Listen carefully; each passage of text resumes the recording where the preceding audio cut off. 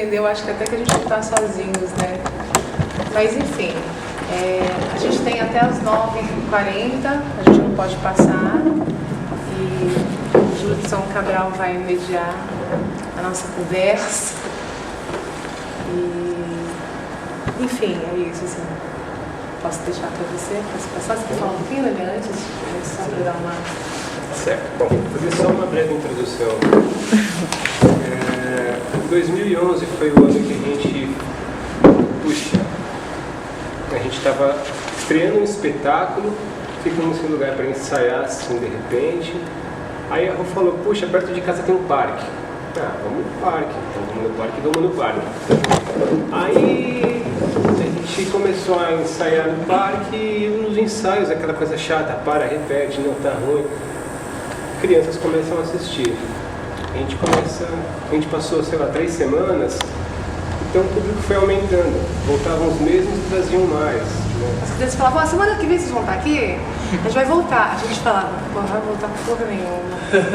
E a gente percebeu que a gente estava dando uma viajada, porque a gente sempre pensou num espetáculo, poxa, eu quero que a minha mãe entenda, eu quero que a pessoa que pega o trem todo dia entenda, né? E a gente pensa nas pessoas das comunidades de onde a gente vem, de onde a gente mora, pô, mas a gente está ensaiando no centro, a gente tem que ficar com cartazes no centro, estamos viajando. Aí a gente começou a conhecer o Pinheirinho d'Água, que é um parque que tem aqui no Jaraguá, do outro lado da linha do trem. Em seguida a gente começou a conhecer o SIC Oeste, o Poupa Tempo, que tem um galpão enorme lá dentro, que a gente passou um ano trabalhando lá, a gente fez uma breve temporada. E a gente deu um nome de uma ocupação na região, né? E por mais que tenha o pessoal aqui do Pandora que está em Perus, que é do lado, tem um mundo entre o Jaraguá e Perus, cara.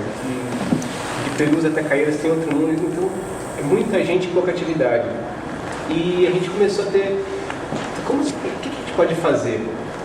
Porque a gente não... aqui o público não tem o hábito de ir ao teatro.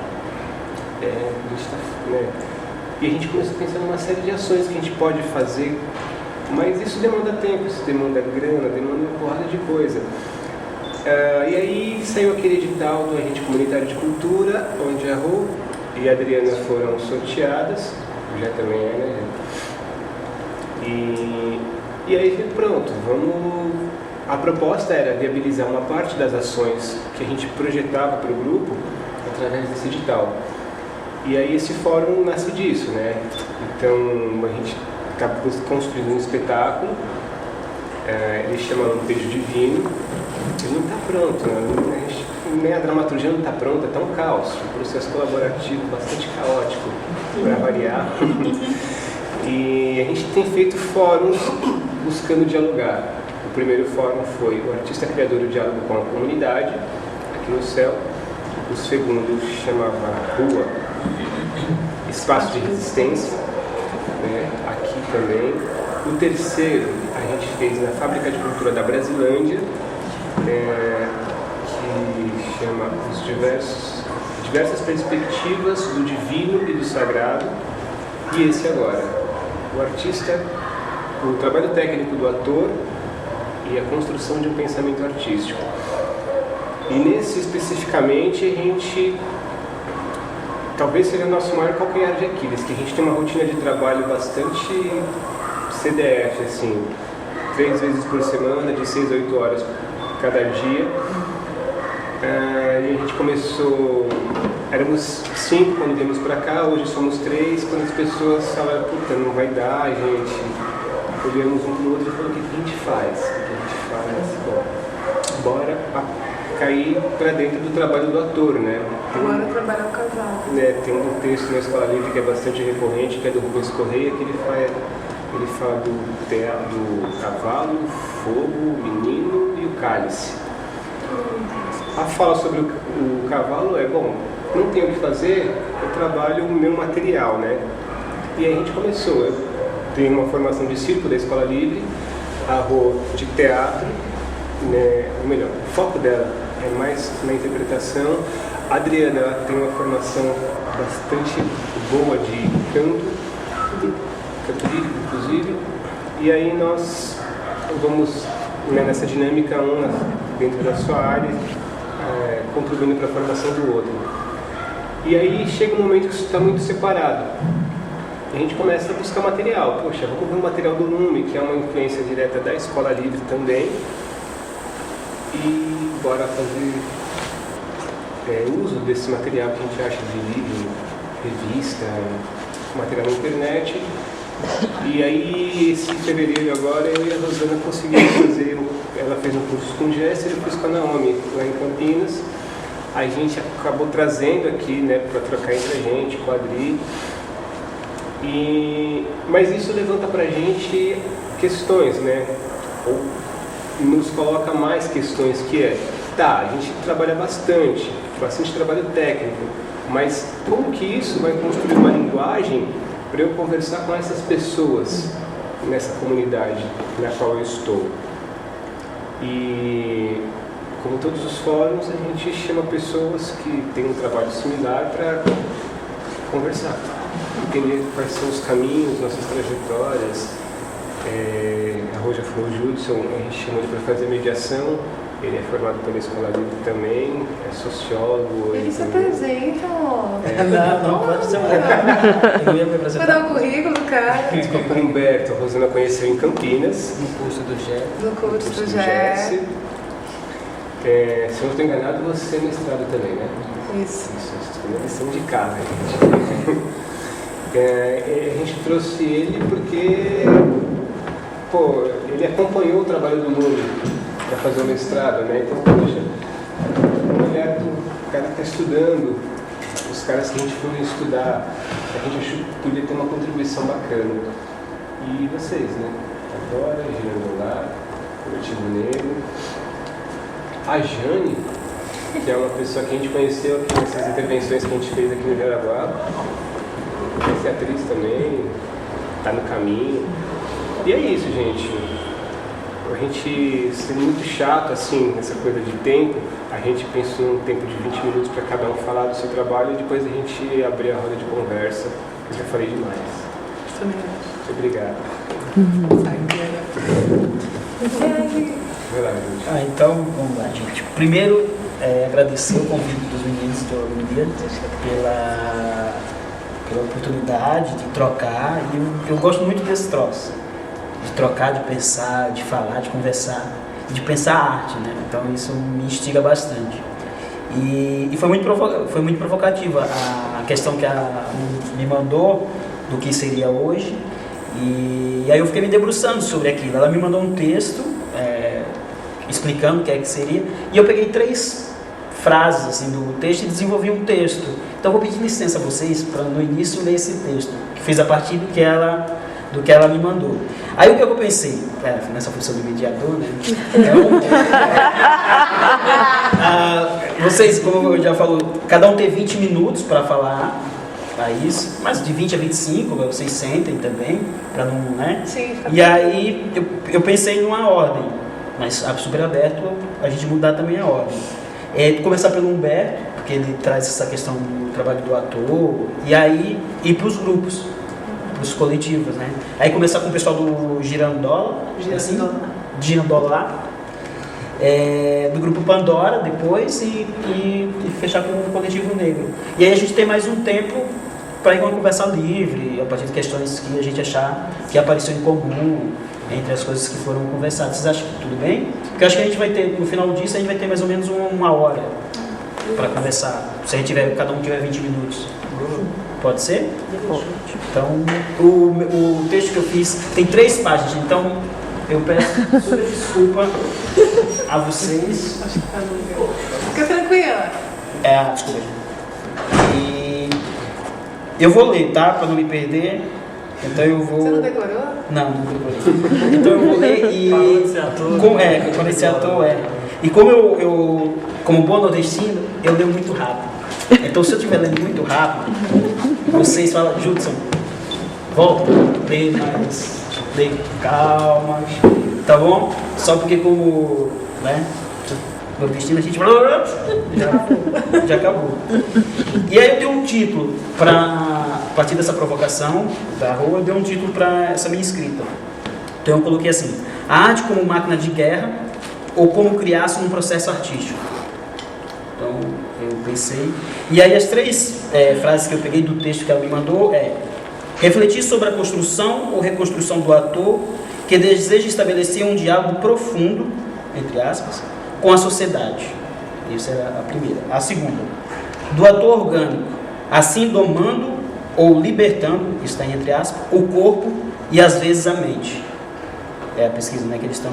E a terceira: como essa construção técnica transforma-se na construção de um pensamento artístico. Então eu peguei essas 3 fases do texto que ela me mandou e aí fiz 3 movimentos da escrita, 3 pensamentos. Então peço licença. Primeiro movimento: arte pensa seus modos do pensamento, pensa lidando, experimenta materiais, palavras, sons, sensações, conceitos, objetos, junta, separa, desmonta, justapõe, informa, deforma, racha. A arte acontece e analisa acontecimentos, torna perceptível, abre o olho, afina os ouvidos, vibra as narinas, atiça a pele, não dá sossego. Sinestésica, provoca sinestesia ao ecoar no corpo. A arte escapa de ser arte, lança aos doutos a pergunta para sérias polêmicas: o que é arte? E assim se evade imperceptível, atravessa os templos, as salas bem postas, os cofres, foge veloz para a rua, para o lado de fora de paredes que a aguardam, protege, valoriza. Leva com ela seus artistas guerreiros, que não se abate com noites ao relento, isolados da burbúrdia bajuladora das multidões, que enaltece quem retoca a imagem dos seus espelhos. Não é qualquer arte, nenhuma ideia de arte em busca de canais de expressão, mas interessam atitudes artistas que dão suporte à arte. A arte escapa de elegantes salões e de leilões, das várias paredes de tijolos ou conceitos que a contêm para a contemplação, não como um espírito diafano e puro, mas carregada por pernas, braços, por corpos em fuga, atentos ao instante exato de se moverem. São corpos de carne, osso e sangue que percorrem as ruas, levados pela arte, que mal sente o frio da madrugada e os horários das refeições, concentrados em avançar pelas invenções que vão esboçando. Invenções de máquina de guerra, irredutíveis ao aparelho de dominação e às soberanias hierárquicas. Necessárias à invenção guerreira de si. A arte é o que ocorre entre o artista, o que este inventa e o que os espaços que ambos percorrem, produzindo efeitos e catalisando forças. A análise da arte que cria mundos, que constitui e afirma estilos de vida, se orienta por critérios que avaliam se esta construção leva ao assujeitamento ou a práticas de liberdade. Em outros termos, se tais construções artísticas funcionam como peça de aparelho de captura, engrenagem de apaziguamento ou como máquina de guerra. Por outro lado, tais critérios que não são dados prontos não formam juízo. Abre aspas. O juízo impede a chegada de qualquer novo modo de existência. Fecha aspas. Isso é do Deleuze. Impede a apreensão do que há de novo em uma existência e bloqueia a invenção de modos de vida. Esses critérios resultam das práticas e permitem que se perceba, dentro das mais diversas atividades artísticas, aquelas que trazem forças, aquelas que se constroem como máquinas de guerra, por resultado de experimentação concreta, parece estar sempre em fuga e não se separa da atividade que se intenta analisar. A arte guerreira é aquela que, ao inventa as regras para sua análise. E muito mais do que criar isso ou aquilo, muda o valor das coisas. Portanto, para se chegar a essa arte, é preciso ir com ela, deslocar-se com a linha de fuga que constrói, com os saberes que experimenta, com as problematizações que acarreta. É preciso pensar com a arte na perspectiva guerreira, recorrendo a noções que não sejam apenas ferramentas analíticas, mas armas. A noção de máquina de guerra assinala que há uma exterioridade em relação ao aparelho de Estado, ou situações de autoridade hierárquica, uma exterioridade que escapa constantemente da interiorização territorial que o aparelho estatal exige para ser soberano. Essa relação é como esse aparelho constrói o indivíduo, e a partir dessa construção, como é que ele interioriza essa construção e se mantém nela. Devido à capacidade de agenciar linhas de fuga e conectá-las ao exterior, a máquina de guerra sofre constante, às vezes, bem-sucedidos ataques de captura por parte do Estado. Todavia, cabe ressaltar que nem toda linha de fuga é libertadora. Há linhas de fugas destrutivas, linhas de morte. O fascismo é um exemplo do agenciamento dessas linhas destrutivas e autodestrutivas, em uma máquina de guerra capturada, que se congela no Estado e na afirmação de hierarquias. Máquina de guerra relaciona com lutas e conflitos concretos, e conforme a relação que mantém com a guerra, acaba se dividindo em dois polos. De um lado, quando efetiva a guerra e assim forma uma linha de destruição, o Estado se apropria dela, subordina-lhe a fins políticos e lhe dá por objeto direto a guerra. Aqui se inclui os choques e lutas em favor de grandes revoluções, que nada mais são do que aprimoramento do poder do Estado. Neste polo, a máquina de guerra se torna instituição estatal, uma instituição capturada. No outro polo estão máquinas de guerra menores, que traçam linhas de fuga para além do Estado e das hierarquias. Recusam a tornar-se modelos e, quando percebidas, resistem à captura, assim encontrando a guerra. Abre aspas. Isso é o Deleuze que fala em Guattari. Não seriam definidas de modo algum pela guerra, mas por certa maneira de ocupar, de preencher o espaço-tempo, ou de inventar novos espaços-tempos. Fecha aspas. Todavia, pode ocorrer que no instante da conquista, a máquina de guerra se metamorfoseie em outra coisa, irredutível. Lance seus dardos para longe e escape, deixando para os captores uma casca esvaziada.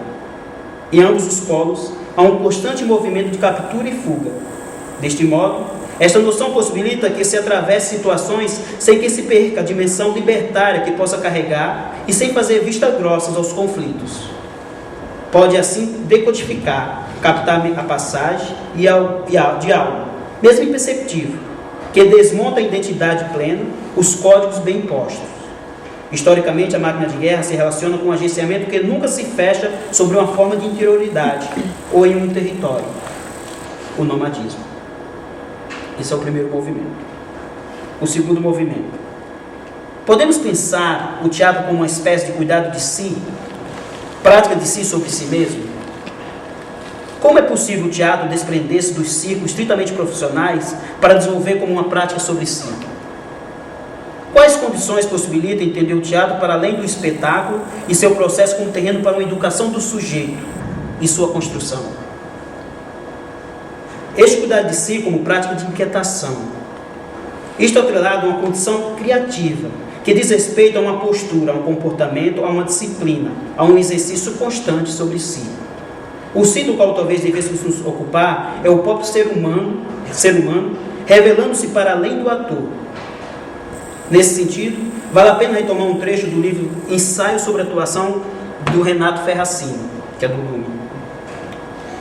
Abre aspas. Ora, assim como o pintor, o ator também não entra em sala de trabalho como um suposto corpo vazio. O aprendiz de ator também não faz. Esse, se ainda não tem os vícios profissionais, está cheio dos vícios que podemos chamar de imagens atorais, provenientes de clichês de cinema, televisão, espetáculos, figuras, quadrinhos, modelos modernos de representação tão massificados em nossas mídias. Isso para designar apenas uma fonte. Podemos chamar esse quadro-corpo pré-preenchido de doxas corpóreas.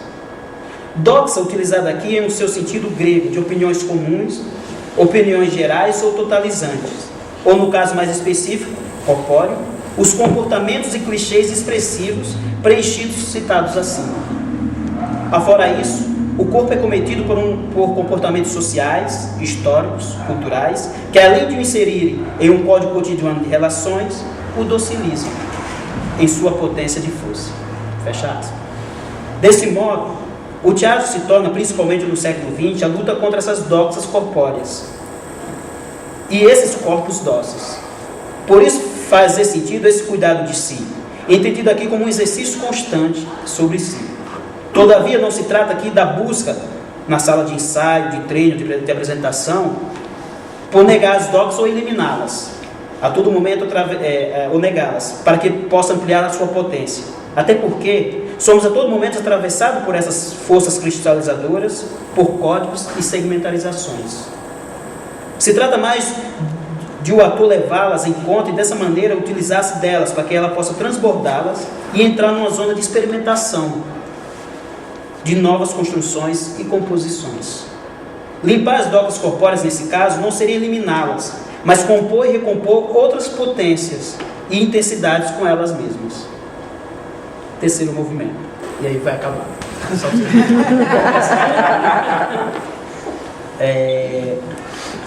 Deleuze e Guattari colocam 3 características para observarmos e assim identificarmos uma obra como menor. Não no sentido de menos valor, mas de fuga dos modelos, de uma outra potência. Quando ele fala menor, ele não está dizendo não está caracterizando a obra que ela seja menor no sentido de ser ruim, ou ser... Não, é exatamente porque ela foge desse lugar, ela foge dos modelos, ela propõe outros lugares, outras relações, outras possibilidades, nesse lugar, outras intensidades. Tá? A primeira é a desterritorialização da língua. Toda língua tem sua territorialidade, está em certo território físico, em certa tradição. É imanente a uma realidade. A obra, literatura, teatro, dança, menor, subverte essa realidade. Ela nos remete à busca, a novos encontros, nos leva a novos agenciamentos. A segunda é a ramificação política, pois ela é sempre agenciamento. O contrário, portanto, dá maior com sua força para desconectar esses elos. Então, enquanto a menor é sempre agenciamento, é sempre conexões com outros, a maior é desconexão. É impossibilidade dessas conexões, segundo Deleuze. A terceira, e aqui é que vai fazer mais sentido, é seu caráter coletivo. Os valores deixam de pertencer e influenciar única e exclusivamente ao artista, para tomar conta de toda uma comunidade. Uma obra menor não fala por si mesma, mas fala por milhares, por toda a coletividade. Silvio Gallo, que é um filósofo que anda com os pensadores franceses, fala que mesmo um agenciamento singular, fruto de um escritor, não pode ser visto como individual, pois o um que aí se expressa faz parte dos muitos. E só pode ser visto como um ser, e só pode ser visto se for identificado também como parte do todo coletivo. O artista agencia a expressão coletivamente. Agenciar, conectar forças presentes em qualquer processo de relação. Agenciar a expressão, dar voz a um povo que falta. Fazer agenciamento coletivo, perceber um caráter múltiplo na enunciação.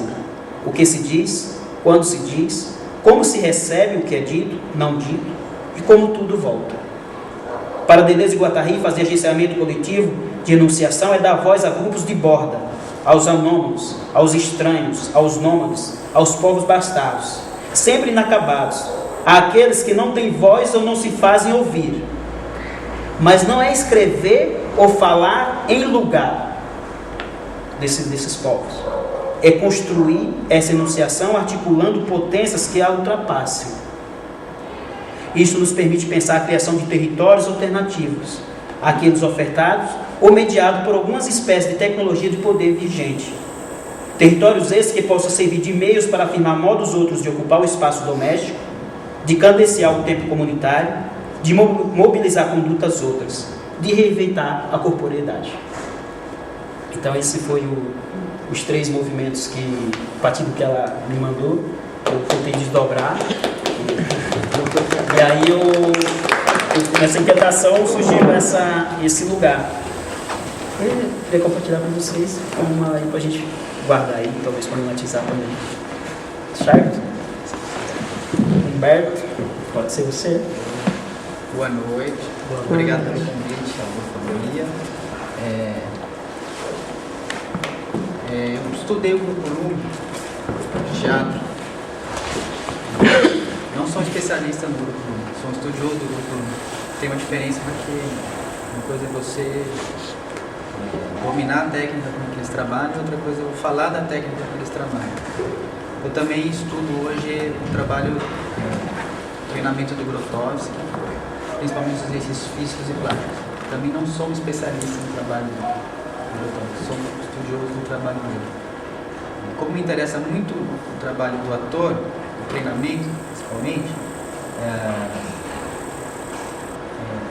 eu queria trazer algumas provocações para vocês. Eu preparei algumas coisas para falar aqui, mas, enfim, vou tentar falar outras coisas que eu acho que, em função do que foi dito até agora, parece que são mais interessantes. Você perguntou como o trabalho técnico vai constituir uma linguagem para dialogar com o espectador, com a comunidade. Eu acho que isso é o que interessa da questão. Então, se eu fosse dar uma resposta assim, como que o Lume, como que o Grotowski trabalha, do meu ponto de vista, eu teria que desmembrar o treinamento que eles realizam. Então, não só o treinamento técnico, mas também falar um pouco do que eles chamam de treinamento energético, treinamento criativo. Então, porque o que são o treinamento técnico? O treinamento técnico são exercícios que eu faço de forma repetitiva para o meu corpo entender determinados princípios que são expressivos, que geram expressividade no meu corpo. Isso vem da antropologia teatral do Eugênio Barba, que um dia estava na Índia, um país em que ele não sabia falar a língua, não entendia nada do que as pessoas estavam dizendo, e ele observou o teatro que se fazia na Índia quando ele estava lá, Kathakali, teatro de som, e ele viu que em determinados momentos ele concentrava a atenção no ator, em determinados momentos ele perdia a atenção.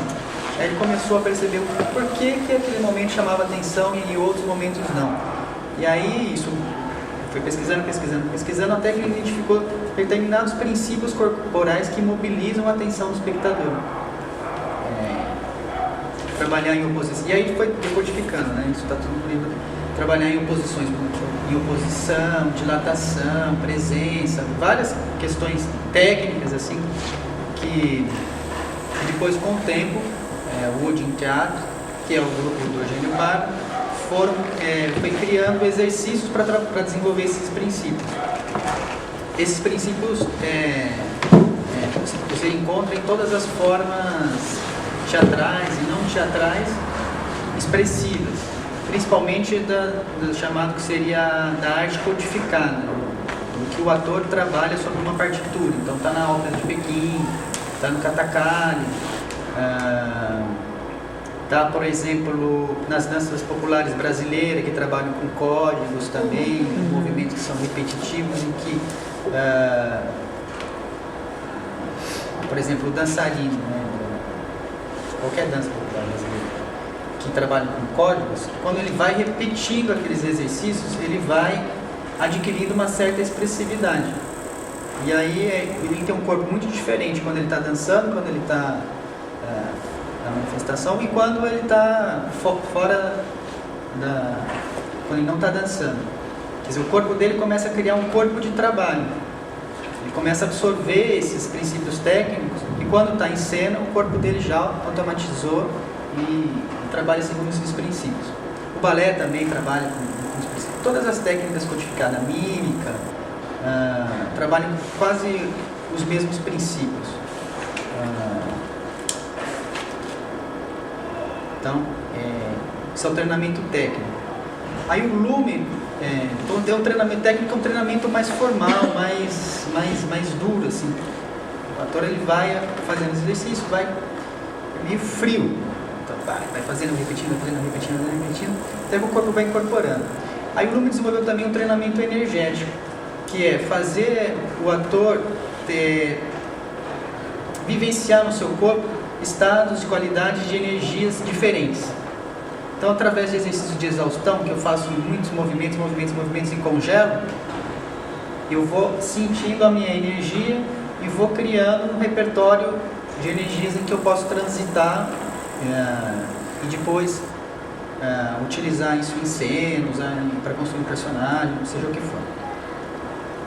Aos poucos, o treinamento técnico e o treinamento energético foram se fundindo. E isso foi criando um treinamento que eles chamam de treinamento pessoal. Cada ator foi descobrindo uma forma pessoal de trabalhar aqueles mesmos exercícios codificados, técnicos, a partir do treinamento energético. E aí isso foi fazendo com que os corpos dos atores dançassem qualidades que eram inerentes a cada corpo de cada ator. E aí o que eles fizeram? Eles foram sistematizando essas matrizes de energia, essas matrizes de movimentos que foram surgindo durante esse movimento como repertório de cada ator. Cada ator foi constituindo um repertório e aí depois aí eles foram construindo os primeiros espetáculos do Lumen. Então tem o que é o Bilin, foi construindo a partir da sistematização das matrizes, das energias pessoais do Simeone. Então, o Bournier, que era o diretor do Lumen naquela época, viu que o ator tinha determinadas características e aí começou a pesquisar que história poderia contar a partir dessas qualidades, das características pessoais desse ator, essa forma dele trabalhar, dele mobilizar tal energia que era ao mesmo tempo suave e ao mesmo tempo explosivo. Aí chegou na história de Santo Agostinho, foi falar do Santo Agostinho, um momento de conversão de Santo Agostinho, que era uma pessoa que era... Enfim, vamos contar a história de Santo Agostinho. E depois tem também do Ricardo, que criou Quinosos, que tinha uma outra qualidade de energia, outras matrizes, e aí ele foi lá buscar no labirinto do Minotauro, inspiração para o que eu posso falar a partir dessas qualidades. Bom, então essa é mais ou menos a base do trabalho do Lumen. Se eu fosse simplificar, né, o trabalho deles, como eles entendem o trabalho do ator, eu uso uma imagem que o Bournier usava, que o trabalho do ator é como se fosse um pêndulo que estaria oscilando entre a precisão e a espontaneidade.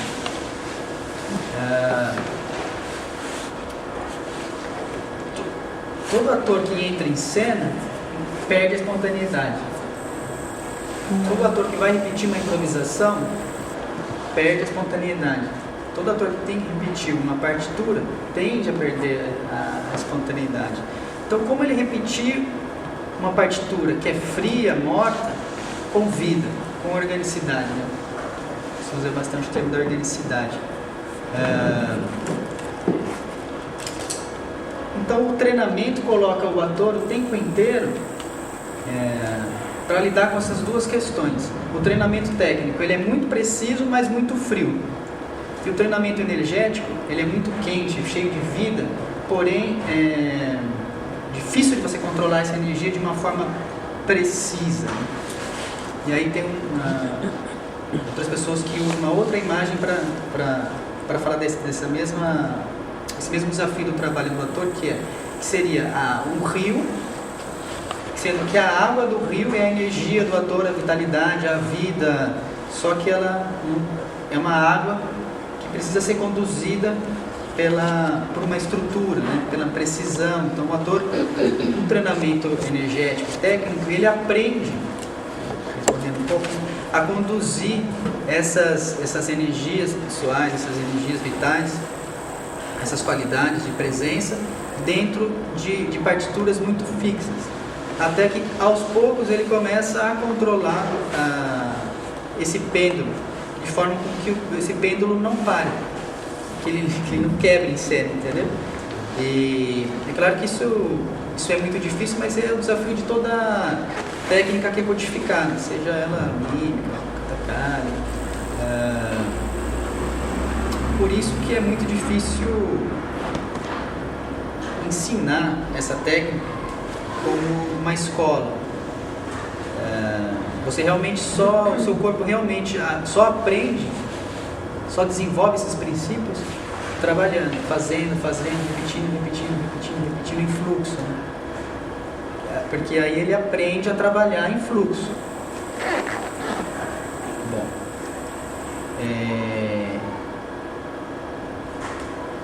o Grotowski fala do treinamento dele, fala a mesma coisa, propõe desafio parecido para os atores. Trabalhar também a precisão e a espontaneidade. Então ele isola, por exemplo, as articulações do corpo, o ombro, a cabeça, o quadril, o punho, por exemplo. E aí ele faz você trabalhar de forma precisa cada articulação, o movimento do ombro, isolando o movimento do ombro e o movimento do punho. Depois o movimento da cabeça, o movimento do ombro, punho. Aí você vai criando uma partitura de ações, um exercício. Você só pode movimentar essas articulações, só que você vai ter que buscar o máximo de precisão e depois, com o tempo, precisão com espontaneidade, precisão com espontaneidade, precisão com espontaneidade, precisão com espontaneidade. Esse é um treinamento plástico, né, que se aproximaria do treinamento técnico do Luhmann.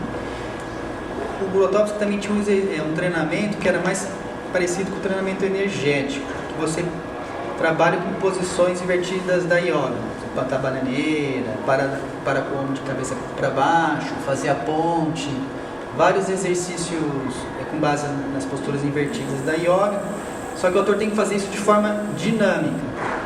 E aí, como é muito desafiante para ele, normalmente o nosso corpo não trabalha na posição invertida, o corpo tem que desenvolver, é obrigado a desenvolver uma forma de se reequilibrar de cabeça para baixo. E aí quando o corpo memoriza isso e ele volta você volta a ficar em pé, o seu corpo começa a ter memória dessa sensação do que é estar de cabeça para baixo, dessa reorganização, e esse corpo reorganizado em pé se aproxima muito do que o Eugênio Paiva falava que era o corpo expressivo lá, que trabalha com determinados princípios que são expressivos. Então a gente vê que esses dois treinamentos se aproximam muito, né, do que seria o trabalho sobre a presença em cena, o trabalho com o fluxo de energia, o trabalho com as ações físicas, as ações vocais, um trabalho que é muito partiturizado e ao mesmo tempo que parece que está sendo feito pela primeira vez. O que mais eu poderia dizer aqui? Bom, poderia dizer. Bom, então que o treinamento, não sei se vocês já pensaram, a ideia de treinamento é muito militar, né? Já. Treinamento é militar, que é quase uma ideia de adestramento. Mas o que faz um certo sentido do ponto de vista técnico. Eu posso pensar o pintor. Eu ensino uma pessoa a pintar, ensino ela a reconhecer retas, a reconhecer planos, o trabalho com as cores, a perspectiva, ponto de fuga, tudo isso eu ensino uma pessoa, mas eu ensino ela a ser um artista? Eu não ensino uma pessoa a ser um artista. O que seria um artista para mim? Um artista para mim seria o Van Gogh, na minha cabeça, né? Mas por que é o Van Gogh? Por que é o Van Gogh? Para mim, né? O Van Gogh, talvez um dos caras que no século XX melhor expressou essa pulsão do artista de falar da sua subjetividade. Então, Van Gogh ele não poderia pintar qualquer coisa. Ele pintava temas que todos pintavam, natureza morta, pintava as pessoas, fazia autorretratos. Só que o seu trabalho expressava a sua interioridade. Então ele tinha um trabalho técnico super requintado, de pintura. Ao mesmo tempo ele desenvolveu uma linguagem através da qual ele conseguiu expressar o seu eu interior. E isso, você olha para o quadro do Van Gogh e você reconhece a marca do Van Gogh. Você reconhece a sua ansiedade, você logo percebe que ele é uma pessoa que estava sofrendo, que vivia ele desenvolveu a paranoia, né? Ficou paranoico, achava que estava sendo perseguido, e cortou a orelha e mandou para uma prostituta, assim, mas sem consciência, né? Puxou a faca e queria cortar um amigo dele, enfim.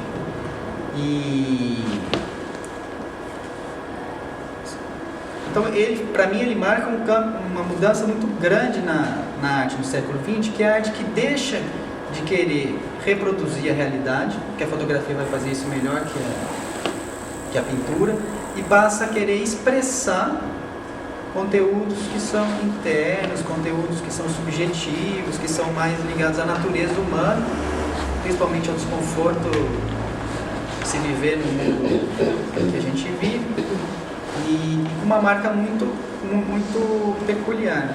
Então, para mim, ele é um artista exemplar no sentido que ele alia uma técnica muito sofisticada, muito precisa de pintar, mas que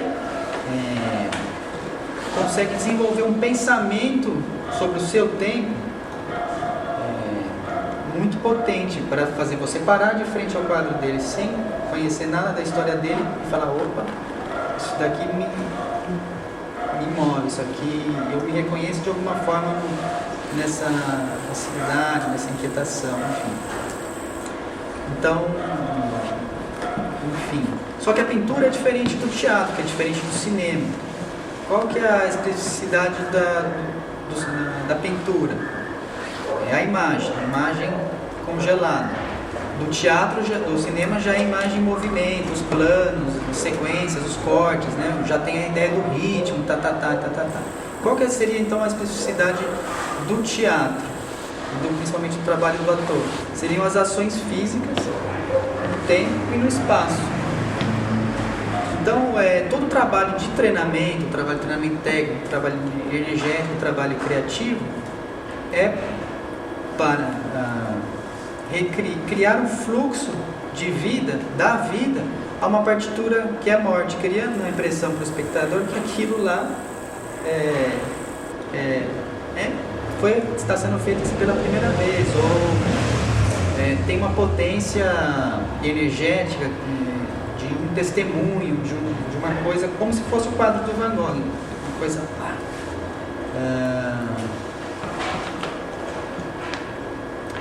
Então, o treinamento, vou concluir falando sobre o treinamento, a ideia de treinamento, ela não pode ter a questão do adestramento militar. Ela é, antes de tudo, um espaço, uma zona de experiência, uma zona de potência, como ele falou, em que coloca o ator frente a esse desafio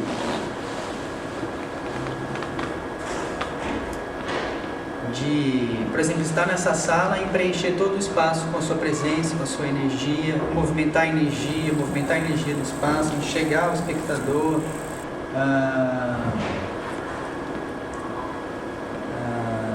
e manter o fluxo vivo da partitura de ações, da partitura vocal, Então, o treinamento é esse espaço de exercício em que o ator ele vai primeiro descobrir quais são suas potencialidades, quais são as suas possibilidades expressivas, as suas possibilidades, as suas limitações técnicas também, porque ele vai se deparar com as suas limitações e vai ver: opa, preciso desenvolver tal princípio técnico que para mim é fraco, ou preciso reforçar o outro, ou não o outro, porque o outro soube melhor. Então, ele vai desenvolvendo esse corpo expressivo, ao mesmo tempo ele vai mapeando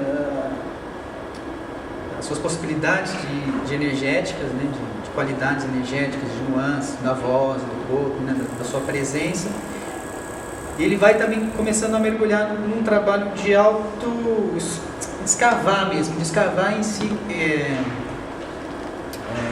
E aí o treinamento vai ajudar nisso, né? Alguns treinamentos são bem específicos quanto a isso, para ele começar a produzir matrizes e que depois ele pode codificar e trabalhar a construção do espetáculo, como eu falei lá do Lula. Então eu acho que o treinamento pode ajudar nessas questões. Bom, aí depois, se vocês tiverem outras questões, eu falo. Eu tentei não ler aqui para não ficar muito chato, porque eu acho que também o que eu escrevi aqui é uma bobagem. Desculpa aí, foi mal. Mas é que eu nem queria ler o que eu escrevi aqui, porque eu acho que é mais interessante a pergunta que ele fez do que eu tinha para dizer. Obrigado.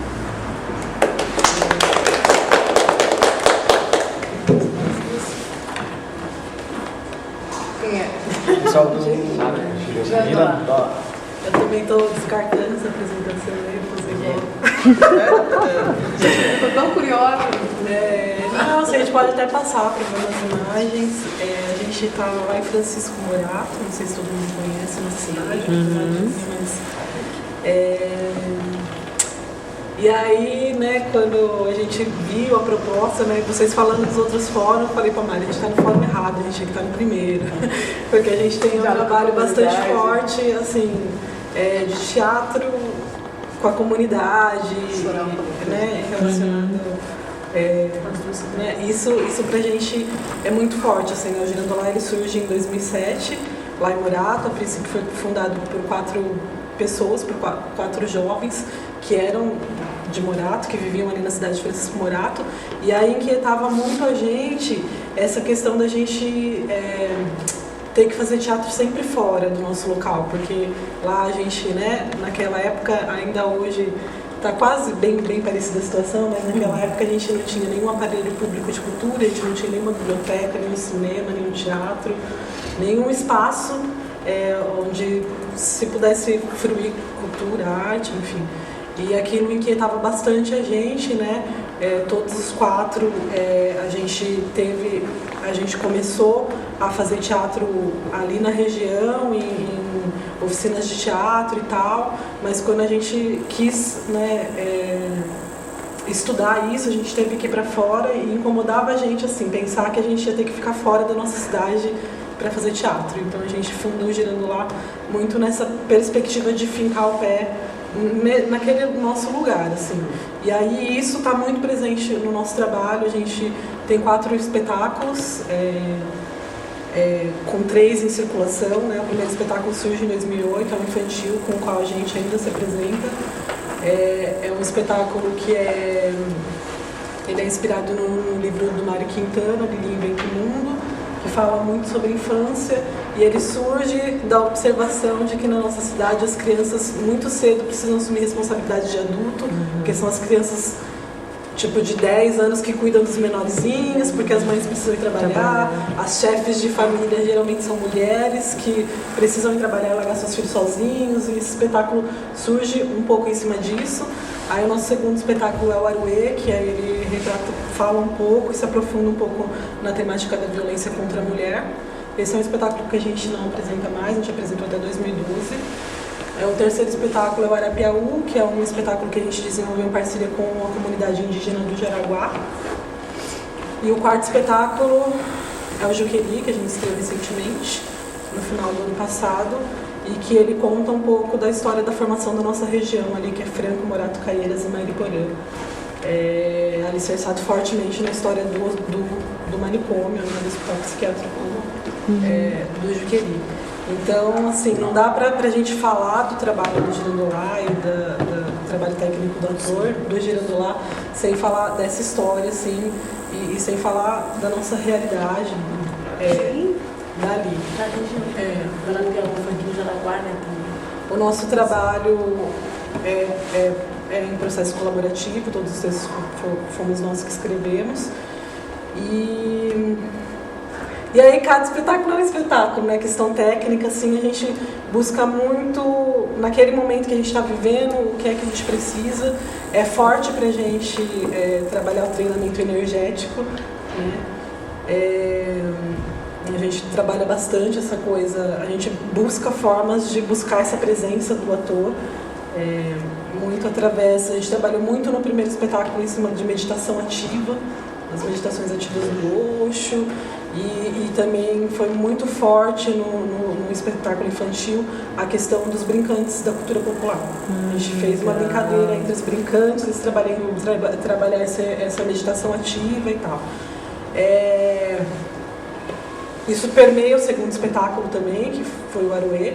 Mas aí, para o terceiro espetáculo, quando a gente foi entrar na questão da cultura indígena, a gente focou um pouco mais no nosso treinamento técnico na questão do canto, porque era uma coisa que a gente não dominava enquanto grupo, então a gente trouxe uma parceira para a gente ter. Aí foi um ano e meio, mais ou menos, que a gente ficou ali com uma pessoa orientando essa questão técnica de voz e vocal. E também a gente pesquisou bastante dentro da cultura indígena, né? As brincadeiras e as questões culturais deles. A As gente leva danças, a sala de né? ensaio, dança. E aí, com a Juqueria, a gente traz um outro elemento aí, que a dança pra gente também é muito presente desde o primeiro espetáculo, mas a gente brincava com isso. E aí, no processo de montagem do Juqueri, a gente fez um treinamento com dança contemporânea. Né? Foi um pouco a base o alicerce assim, da construção corporal do espetáculo. Esse processo de criação nosso ele é sempre permeado com contato com as pessoas das realidades que a gente está pesquisando, né? Quando foram as crianças, eram as crianças ali da comunidade. Essa foto é uma foto do nosso bairro, né? Do bairro onde a gente está sediado. E a gente... Agora, esse ano a gente não está fazendo, mas durante muito tempo a gente fez oficina com as crianças lá do bairro. E isso foi um elemento muito potente para a construção desse espetáculo infantil. Né? Enfim. Uma coisa que ele falou, que eu queria até pontuar, que é a questão de... Você falou no trecho do trabalho, do ator, essa coisa de cavucar, né? De escavar o que você tem. Eu acho que em todos os processos isso é uma coisa que sempre acontece.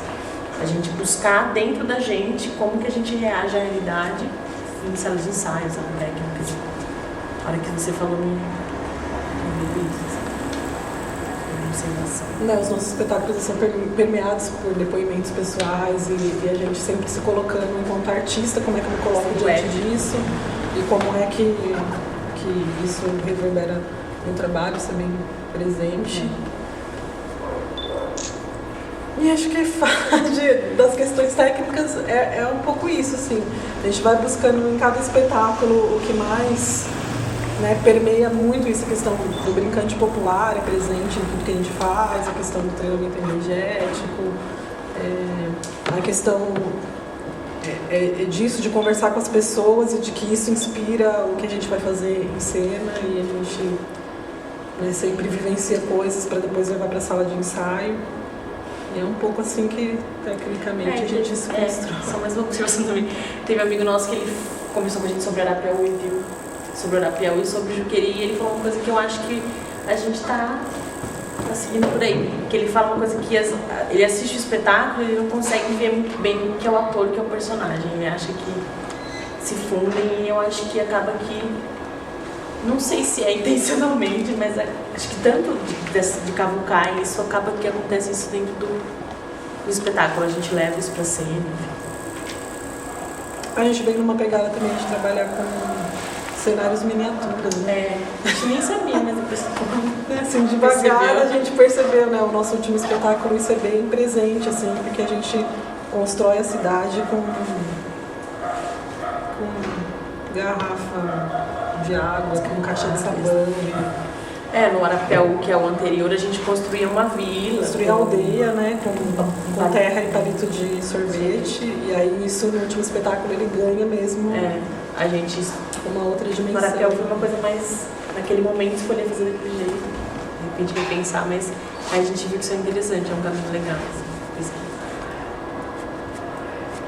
acho que é isso. Vocês estão fazendo agora? Estão trabalhando alguma coisa agora?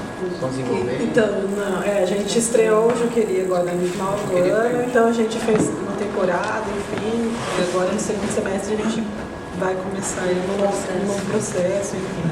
Mas nesse momento a gente não está criando nada, a gente está ensaiando e apresentando. Então apresentando. A gente estava em temporada mesmo. A gente ficou em temporada até maio, né? Maio. E aí emendou com o nosso festival, porque a gente realiza em maio e junho um festival, que é em comemoração do aniversário do grupo. Qual é o dia? Vocês têm cartaz? Qual é o dia? Então, a gente não está em cartaz. A gente está em cartaz até 16 de maio. A gente tem uma apresentação marcada dia 25 de julho no Céu Monte Azul. Mostra Monte Azul. Lá na Zona Sul. No céu o quê? Céu Monte Azul. Acho que é a mostra chama Mostra Monte Azul. Não, acho que é a sede deles. eu acho também. Estou nessa dúvida. É nessa mostra. Eu acho que já eles já vão divulgar. É de rua? São todos trabalhos de rua? Esse trabalho. Não, nenhum, nossa, é que a gente... Isso não é. Ah, isso daí é. Isso daí na verdade é um cortejo que a gente fez no bairro. Os outros dois a gente dá Para divulgar o festival, enfim. A gente tem um espetáculo que a gente apresenta na rua que é o